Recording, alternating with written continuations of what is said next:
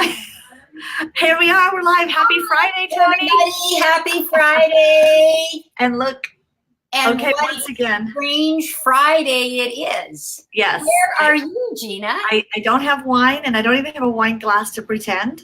I'm in the hospital with our older daughter, who's been here since Wednesday night and getting ready to have her first baby.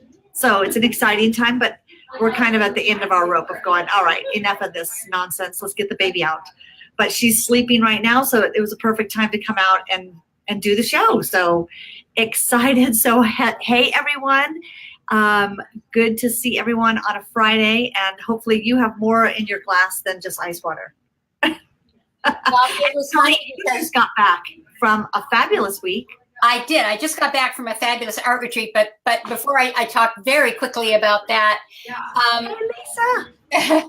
I was going to say that yesterday I was at the hairdresser, and Silvana, my hairdresser, was saying that she always watches these, and she laughed and she said, and she always has a glass of wine in her hand when she watches them. So I thought that was great. Yeah, I just came back from a week-long art retreat.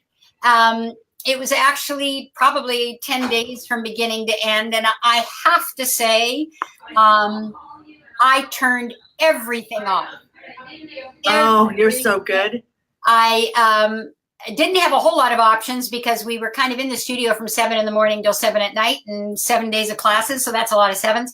But I had, it was so cool to be completely absorbed by learning a different skill and not even thinking about, although the first instructor, Seth Apter, who you and I both know, and we did his course, and I did a video on something he said every so often during the class. He'd look at me and he'd go, "Toni, that's a good one for the blog."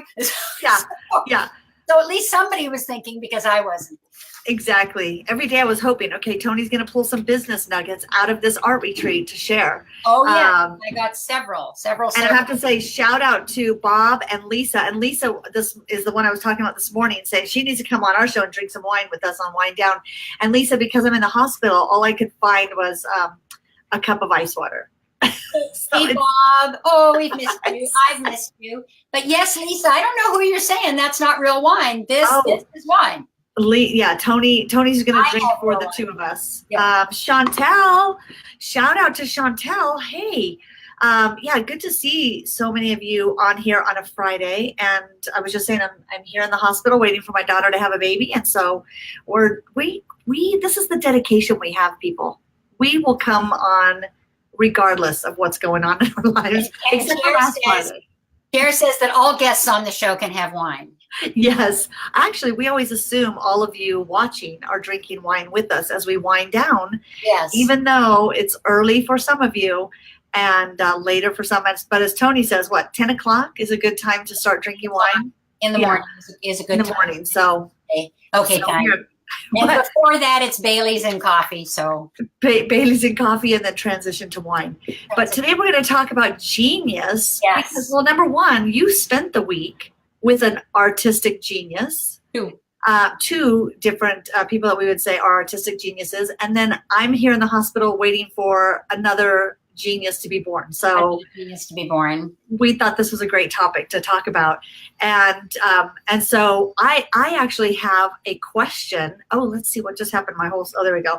Hey, Jim. Yay! Jim is here from, I'm guessing from Mexico. See? Where he is. And it's good to see you again. Jim's probably in a treetop somewhere watching. I always picture, Jim, you're somewhere in a treetop in either Chile or Ecuador or in Mexico, and you've got like antennas so that you can watch the show. Let me keep that vision, even if it's not true. Yeah. But I wanted to talk about, and my agenda it disappeared. But one of the things I want you guys to write in the comments here, I want you guys to put in the chat, who comes to mind besides Toni and I when I say the word genius? Who comes to mind when we say the word genius? I'm curious. Because I think we have a few people that pop up in our head when we think of that word genius. And Jim is in Canada on the river. Wow. Jim, you're a genius for making that happen. Save me a spot, Jim. Save me a spot. I think the word genius invokes this whole preconception, and that usually there's a name attached to it. I mean, obviously we think of Einstein and Picasso and modern day we think of Elon Musk. Right. Einstein, we got two Einsteins. Most of you are right. Yeah, thinking of Einstein comes to mind. And it's just interesting because this week I heard a couple different, the word genius popped up several times. One, I was listening to the story of Barbara Corcoran, the real estate mogul. She's on Shark Tank, and she is, the queen of real estate, but they were calling her the genius. She was a real estate genius. And she was talking about how growing up, she went to a Catholic school, and the nun in her elementary school called her stupid. And so she always had this label of stupid. But her mother, she was one of 9 children, and her mother always gave each child a special label. Like, she was always imaginative. And her mother always told her she was so imaginative. And so when this teacher told her she was stupid, she was thinking to herself, well, I may not be good in school, but you know what? Because I'm imaginative, I'm sure I'll fill in the blanks and make my way. And she talked about how when she started believing that she was imaginative, she was able to solve these problems that she was having with school or what have you. And it just made me think how many of us, maybe it can go either way. Maybe we have that negative label that's preventing us from being more imaginative or more innovative.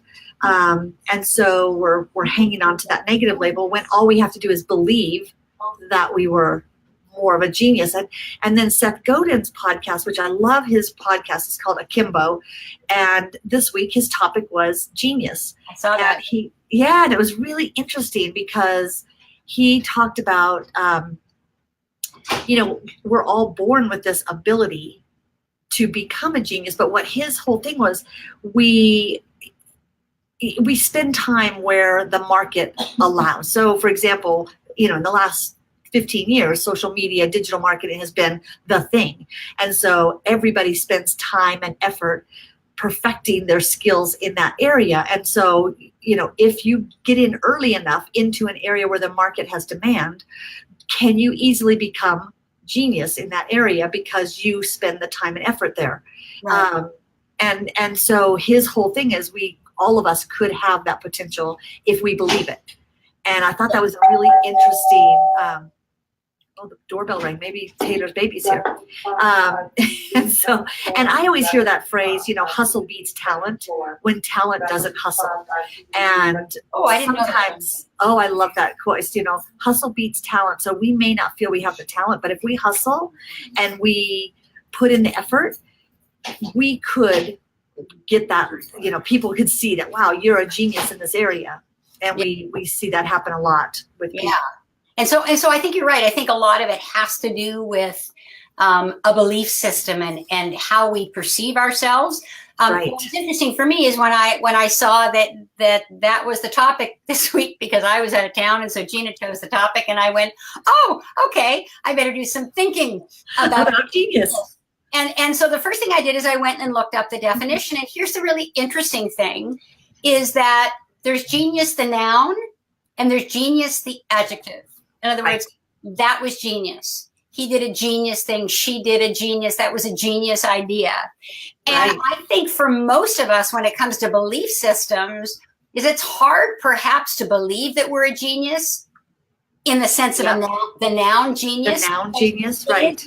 For people like Einstein and Musk and all of these people. But I think that it's easier to believe that we have the capacity to do something genius, because the definition of genius as a noun is its exceptional intellectual or creative power or some other natural ability. Right. That's a lot for in fact, if any of us did believe that about ourselves and said that, we would be accused probably of being arrogant, right, and trying to associate ourselves with people with whom we don't naturally belong. But the definition of genius as an adjective, and this is where I got so excited, is very clever or ingenious or innovative or imaginative. And so I think it's not so much about being a genius as it is about nurturing our inner genius. Yeah, exactly. We all have the ability to be imaginative, to be creative in our own way.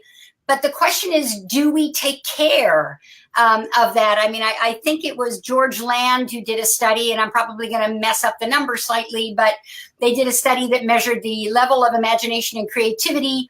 And I think I'm making stuff up here, but it's more or less right. 5-year-olds, it was 90%.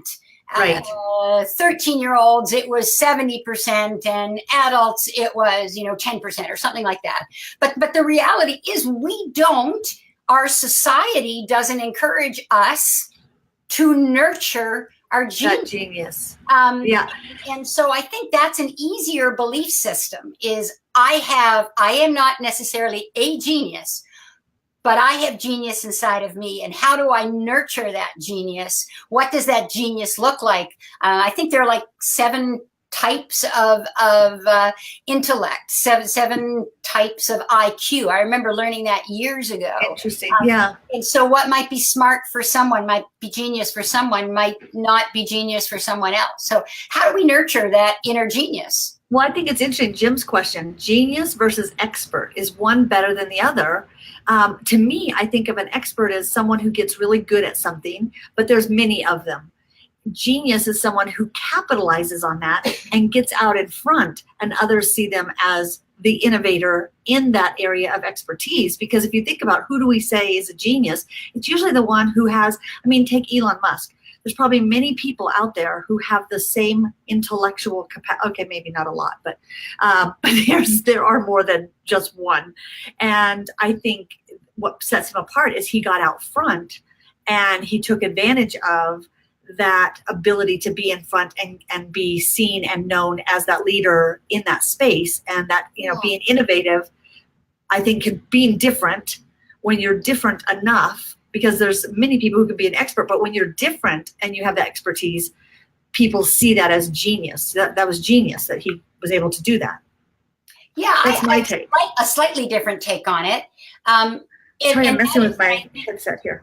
I think that when I think of a genius, it is people who are born with this exceptional capacity to do something. I'm actually watching a TV series right now on Einstein. Right. And his mind never stopped. It never stopped. He looked at dinner and came up with a theory of relativity. Again, I'm kind of making stuff up, but he was constantly.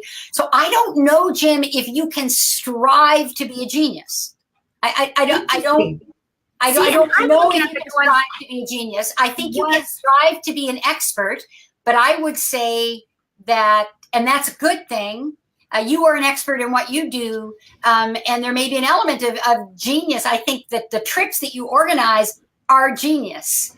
So I go back to this whole idea that we want to be inserting our own personal genius in everything that we do, because if we're nurturing our own personal genius, then we are different. So again, Jim, since you asked the question, and I'm not just trying to flatter you, I think there is a great deal of genius in what you do, the packages that you've put together, how you put your business together, what you've decided to do. Unfortunately, please don't take this wrong, I'm not sure I'd put you in the same category as Einstein and Steve Jobs and Elon Musk.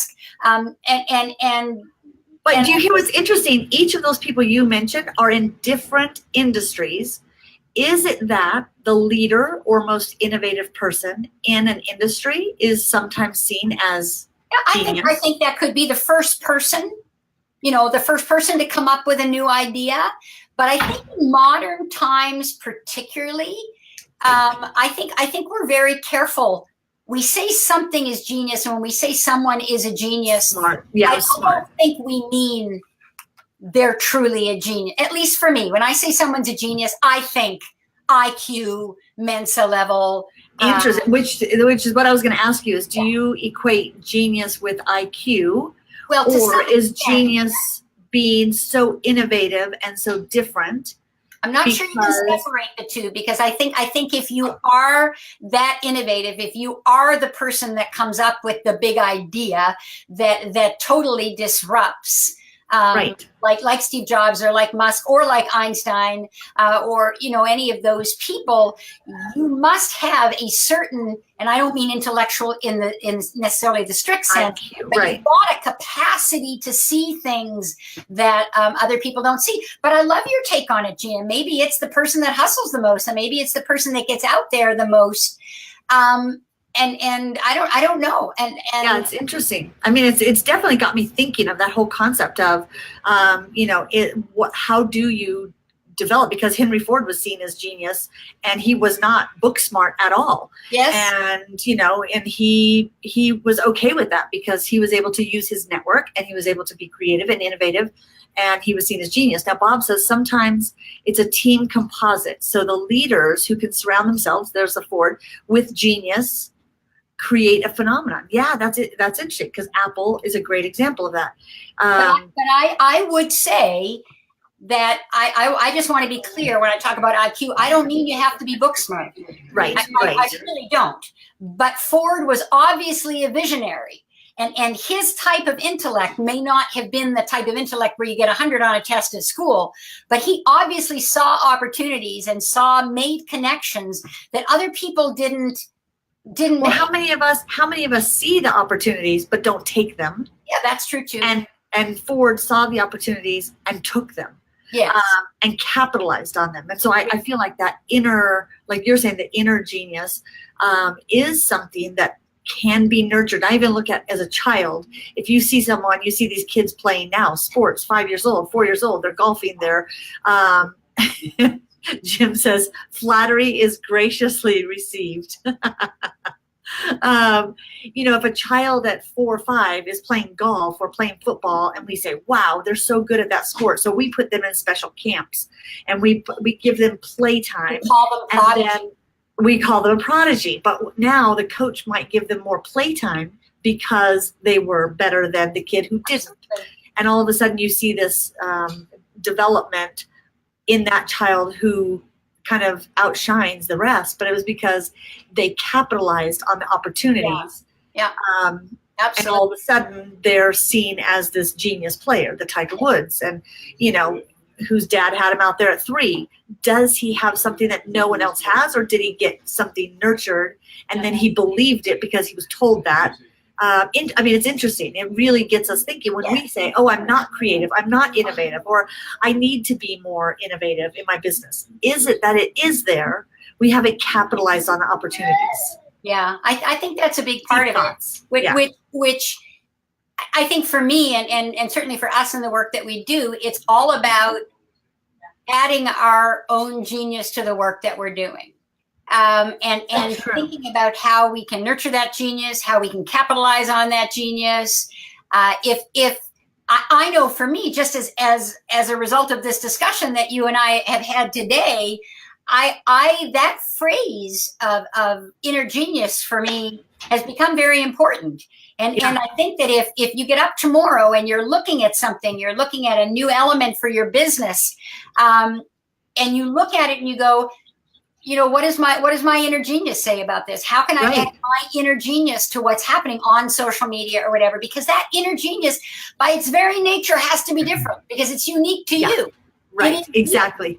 And if you're not asking yourself that question, and if you're not nurturing it, and the art retreat that I just went on is a great example of nurturing our inner genius by doing something we're not used to doing. Of the 2 classes, the 2 3.5-day classes I took, the first one was right in my comfort zone with a teacher I knew, and I had a great time and I learned tons, but I was very comfortable. The second class, didn't know the teacher, traditional book binding, like I'm talking way so far out of, I don't even know how to thread a needle, let alone use 4 needles to bind a handmade book. Right. But I can tell you that the intentional act of going outside of what has become a trite saying now, which is my comfort zone, but going out of something that I'm comfortable doing. Yeah. That's the way we nurture, I think, one of the ways to nurture our inner genius, which is obliging ourselves to do something we're not used to doing, learning something we're not used to learning. Learning something we're not used to learning, continuing to learn in our own area. I mean, I've been in the social and digital marketing space since, gosh, 2005. Yes. And I look at it and say, I always say there's not a technology tool that I don't jump in and explore right away because it's in my space. I need to know that. I need to be the expert in that area. And to me, to quit learning, I mean, it bugs me when I hear people say they're an expert in something because I always feel like, gosh, in an industry where you're always learning and changing, we're all students. However, if you keep learning, you're a student who continues to absorb that information and new tools. When I find out there's a new tool, I jump on and I play with it. I create an account and I figure it out. And I feel like that is one of my superpowers is I'm not afraid to push buttons and download things and try it. And then I figure it out and I see, does this apply to business or not? And I think I take advantage of opportunities, being a woman in a tech space it was an opportunity back then. Now it's everyone else's, like you always say, well, once everyone does it. But I think each of us can look at those opportunities and say, how can I apply that inner genius and act more like a genius and start believing that about what we do? When you're good at what you do and you love what you do, is it that we're still not believing that what we do is so different and so good? I think that can hold us back as well. So you said something really interesting, which is acting like a genius. How do geniuses act? Yeah, which is kind of interesting. When you look at those people that we threw out as people we consider a genius, how do they act?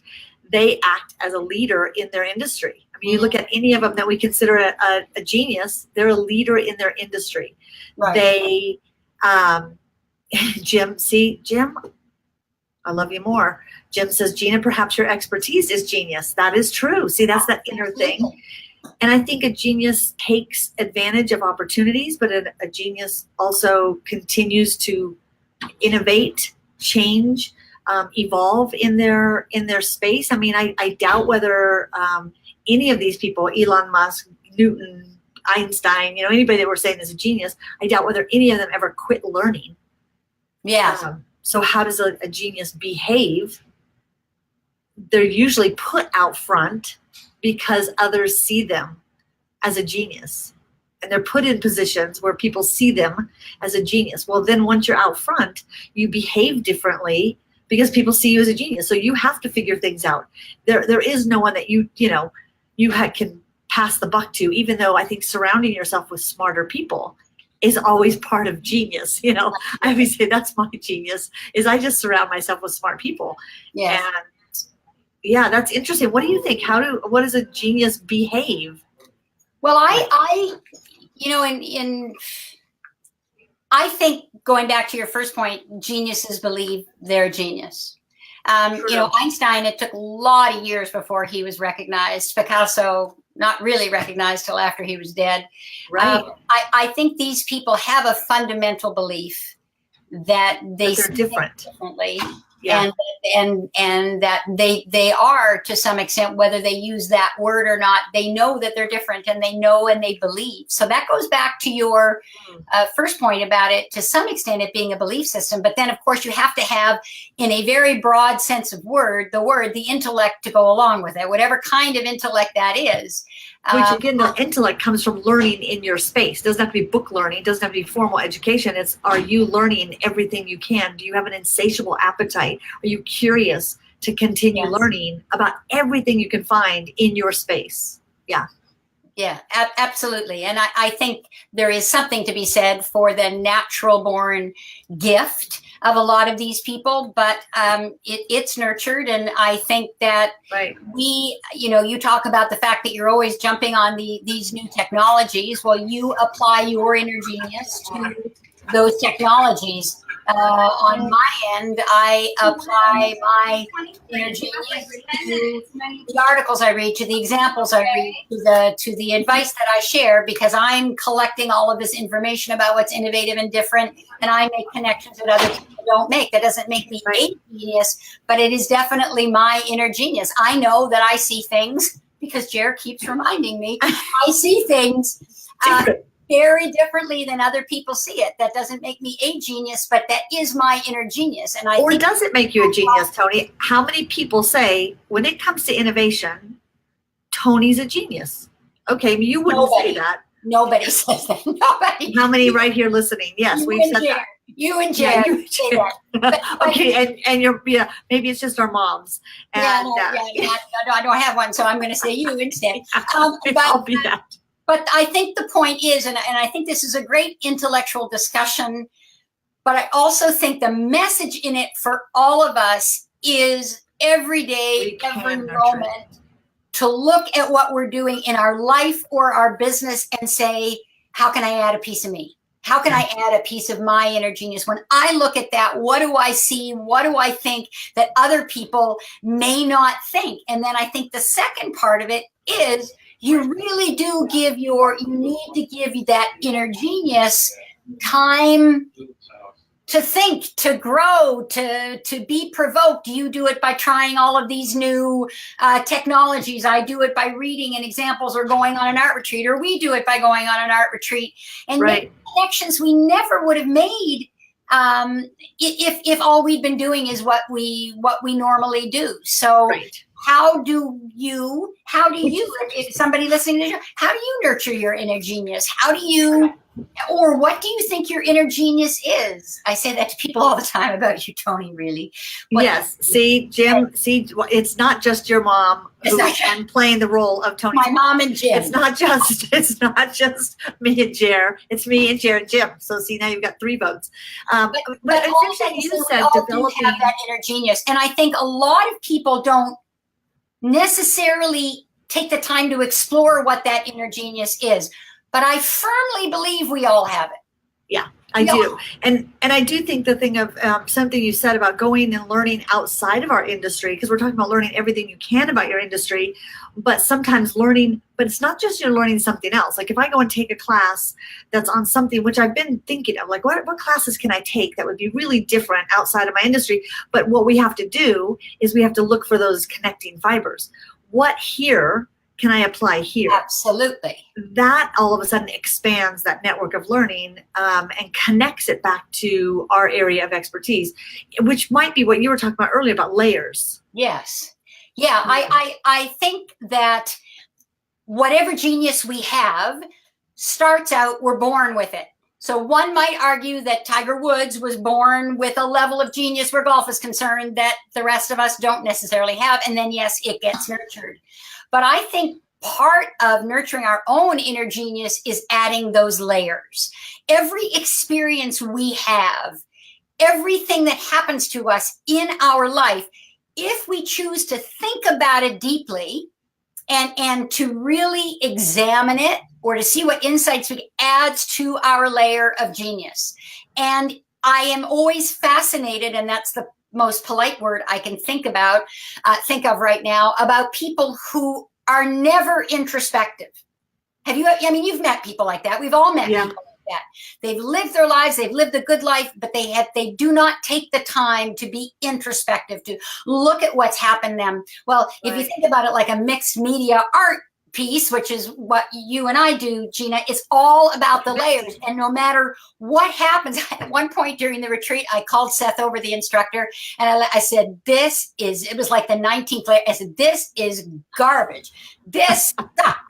And he looked at me and he said, you're right. But the only good news is layers. It's just a layer. It's That's just right. a layer. And I think that our inner genius, and look, I'm about to turn 60. I've got 60 years of layers. Insights, of layers. 60 years of, oh my God, I'm feeling heavy. No, you're just feeling very wise and layered. Oh, I'm feeling weighty, but all the layers. But no, the layers are light layers.